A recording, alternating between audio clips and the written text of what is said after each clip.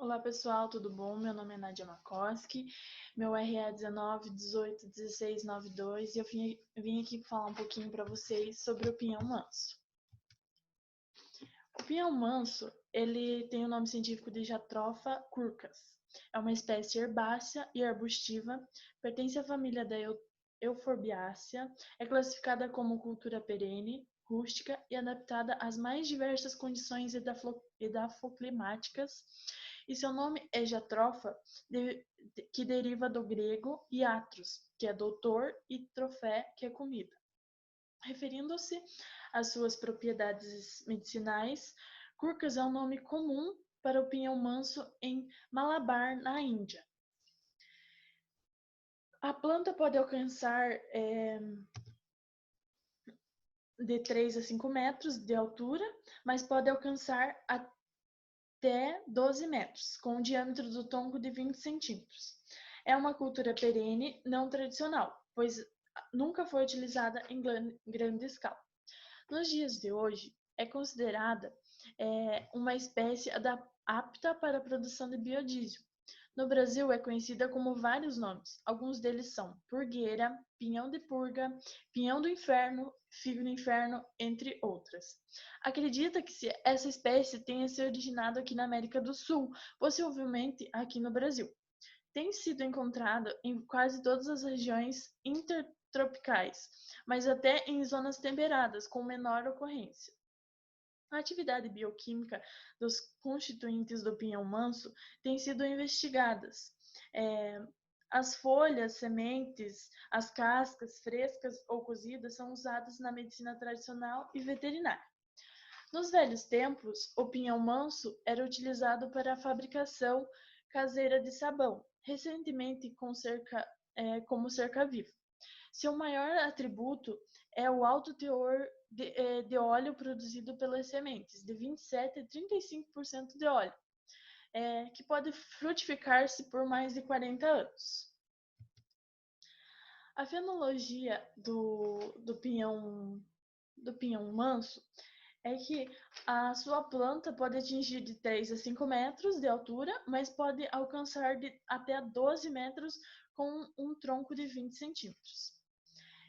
O caule é liso, macio, esverdeado a cinza castanho, cujo xilema ou lenho é pouco resistente, brando e sua medula desenvolvida. O tronco distribui-se em compridos ramos desde a base da planta, apresentando numerosas cicatrizes, provenientes da queda das folhas.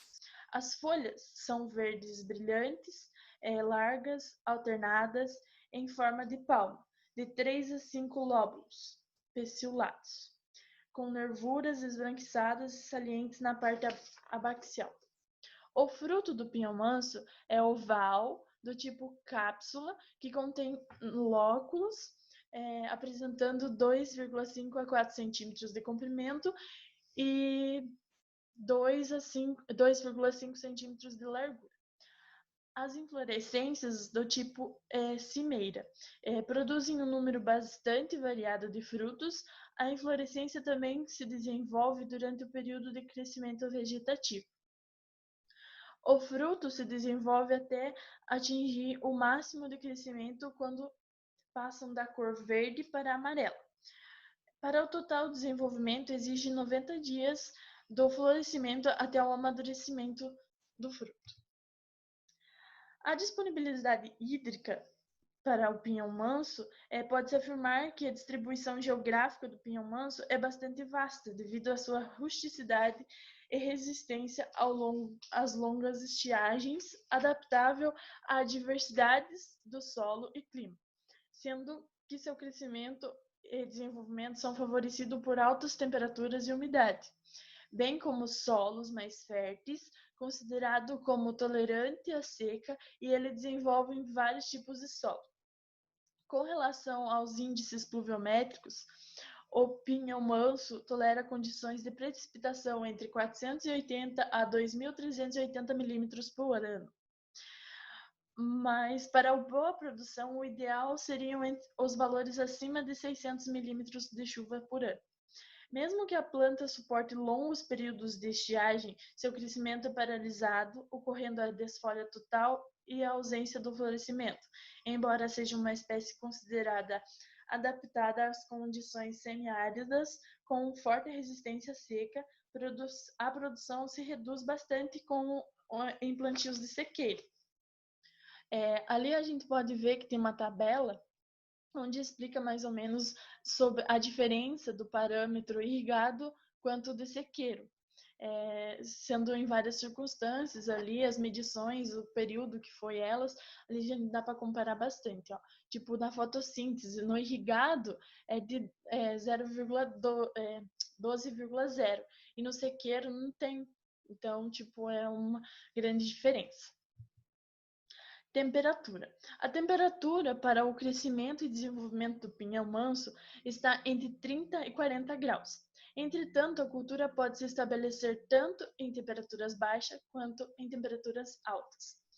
Radiação solar é o determinante básico do crescimento das plantas, através dos seus efeitos sobre a fotossíntese e outros processos fisiológicos, como a transpiração, a absorção de nutrientes e o florescimento. Aproximadamente 28% do total da radiação solar incide à superfície terrestre. Estão compreendidos entre os comprimentos da onda de 400 a 700 nanômetros, denominada radiação fotossintética ativa. O fotoperíodo. São poucas as informações sobre crescimento vegetativo e reprodutivo em vários ambientes e sistemas de cultivo. Resume-se a aspectos observacionais, sem que a exploração dos mecanismos fisiológicos que explicariam aqueles processos, incluindo a influência do fotoperíodo. Os ventos. O cultivo da cultura é mais indicado em regiões que apresentam entre 500 e 800 metros de altitude. A cultura é bastante afetada pela distribuição irregular de chuvas e também pela ação prolongada de ventos na época da floração. Agora a gente vai falar um pouquinho sobre os eventos adversos, como o granizo. Pouco sabe-se sobre esse efeito na cultura, mas espera-se que a ação não é diferente do que nas outras espécies. Seca e veranico. Conforme visto na tabela que a gente viu agora há pouco, a planta sobrevive com apenas 200 milímetros anuais, só que o ideal para ela se desenvolver é de 600 milímetros anuais para cima. Ela resiste por até 3 anos consecutivos de seca. Enquanto ao veranico, esse fenômeno não é detectado como limitante ao crescimento da planta, mas certamente é um dos fatores que restringe a produção. Vendaval. A ação prolongada de ventos na época da floração induz a queda da produtividade, seja relacionada à redução da polinização, seja a perda da área foliar e a quebra das ramificações. Geada. O pinhão manso pode tolerar extremos de cada temperatura, mas não sobrevive a geadas fortes. As geadas fracas ela até sobrevive, porém perdendo total área foliar e que afeta na produtividade. Chuvas excessivas. A planta não tolera encharcamento, por isso deve-se evitar o cultivo em solos rasos, mal drenados, com lençol freático alto e sujeitos à inundação. Chuvas na colheita. Na colheita, se as chuvas forem intensas e prolongadas, o prejuízo estará relacionado a dificuldades de efetuar a operação, principalmente se for a mecanizada quando houver. Chuvas prolongadas podem induzir a germinação de sementes em frutos. As considerações finais sendo vantagens e desvantagens. Bom, algumas vantagens é que ela tem alto número de empregos, né? Que geralmente elas são colhidas manualmente. É produzido o óleo dela, que eu vi algumas pesquisas que é muito bom. só que tem bastante desvantagem. Algumas delas eu vou citar, que existem pouco conhecimento agronômico sobre essa planta e quase nada sobre a bioquímica e a fisiológica dela.